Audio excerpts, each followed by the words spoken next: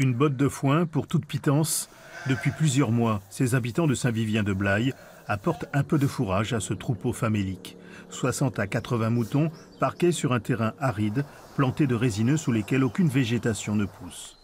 On était à la chasse, on a vu ce troupeau qui était pas nourri ni approvisionné en eau.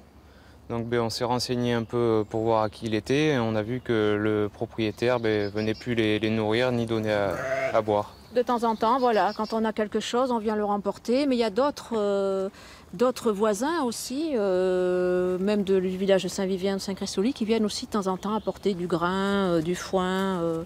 Voilà, c'est un peu de bénévolat de tout le monde. Vous avez vu, il y a un tout petit qui a une patte de cassé, personne n'est venu s'en occuper non plus. Moutons et chevaux, apparemment laissés sans soin par leurs propriétaires, qui envisageaient d'implanter un élevage d'agneaux de Sologne sur cette propriété, située sur les communes de Saint-Vivien et Saint-Christoli de Blaye. À l'automne 2014, on nous a présenté un élevage en devenir et quelque chose qui allait se développer.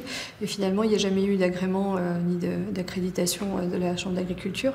Et depuis, plutôt des plaintes. Déjà dès fin décembre, les premières plaintes des riverains.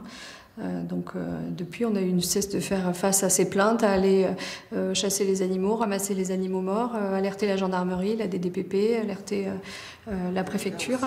Et malgré les multiples constats de la police municipale, le propriétaire n'a toujours pas répondu aux lettres recommandées. Au niveau sanitaire, on se pose des questions. Oui. Comment cet élevage peut perdurer, sachant qu'il y a sûrement eu aussi des naissances.